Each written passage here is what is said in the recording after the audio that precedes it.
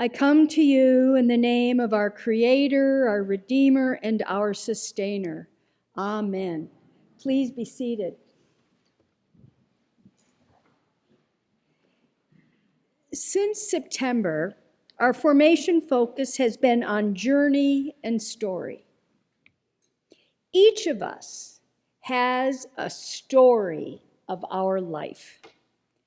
It begins with our family, our birth, and continues through the events of our lives, our search for our interests, our gifts, our search for meaning, our purpose, the demonstration of our values and our morals.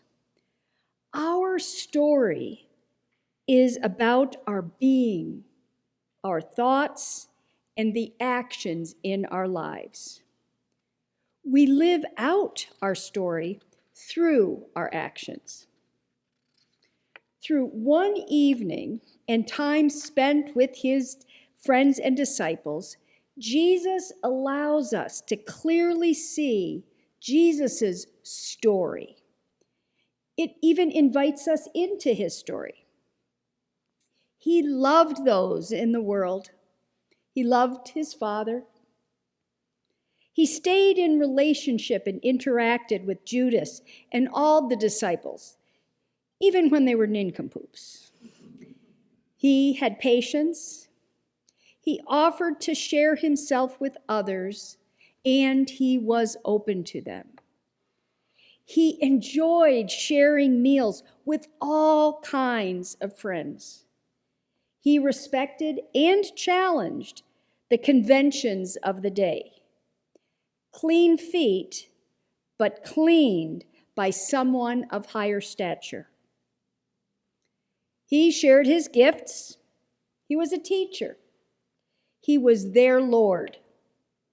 He taught through deliberate examples. He clearly articulated his values, and he was acknowledged and had courage with the anticipation of difficulties and unpleasantness ahead. He was honest, and he had a commandment of others he lived by and stated his expectations of them and us. Throughout our Lenten journey, and even our entire year, we hear Jesus' story through the Gospels of Matthew, Mark, Luke, and John every Sunday or time we gather for worship, study, or service.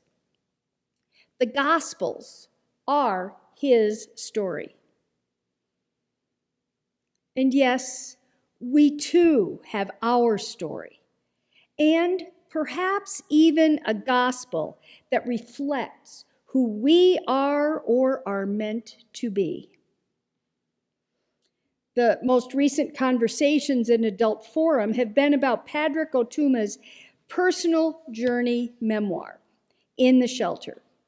It was so easy to see his story, the good, the bad, the ugly, the very difficult. He frequently enhanced it with passages from the Bible and Jesus' gospel.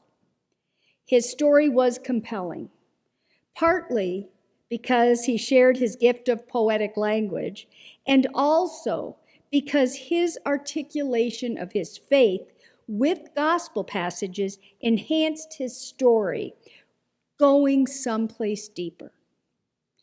Otuma uses a repetitive phrase, hello to, when discovering an insight or an important element of his story.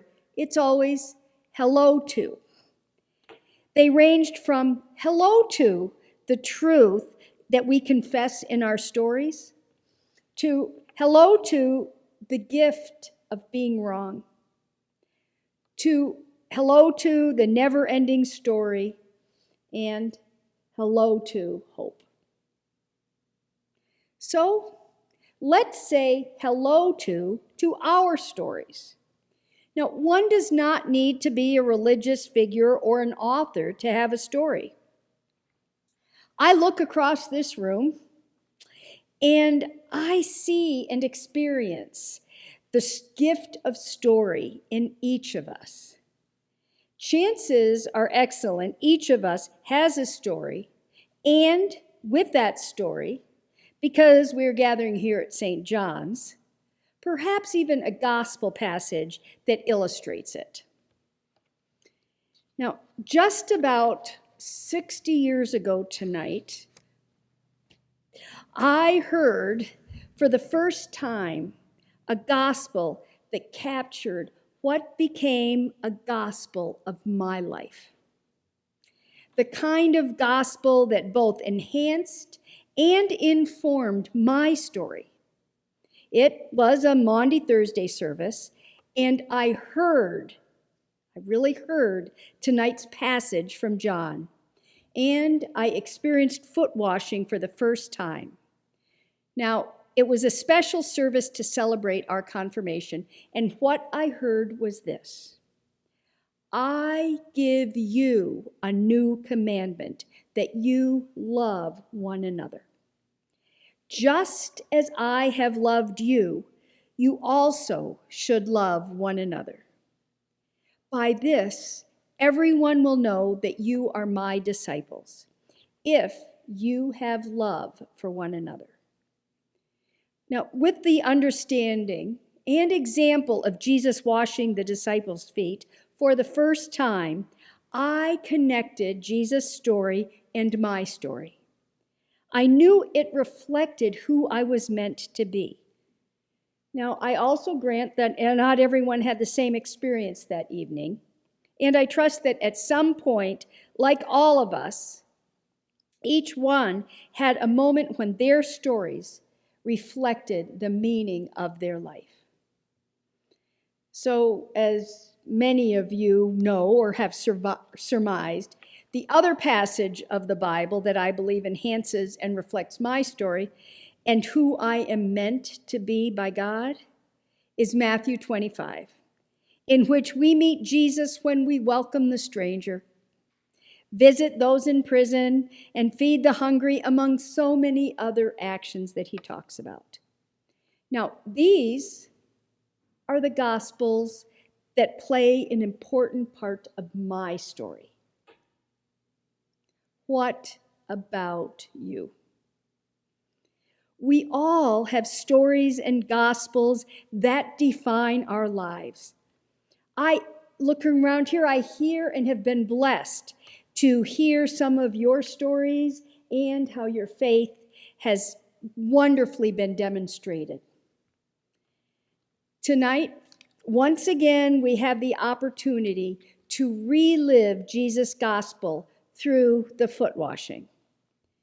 As you have your feet washed, perhaps wash others, or quietly reflect, I ask you to consider, what is your story and what is the gospel of your life?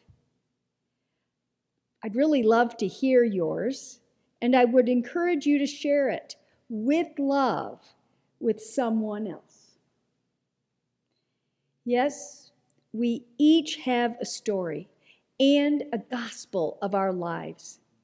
Our stories are not necessarily easy, as we see here this week, in this holy week of Jesus' life. We are, however, walking with Jesus and each other as we live, tell, share, and make meaning of our stories and the gospel of our lives. So, together, let us embrace hello to the story. Hello to Jesus. Hello to our story with Jesus. Amen.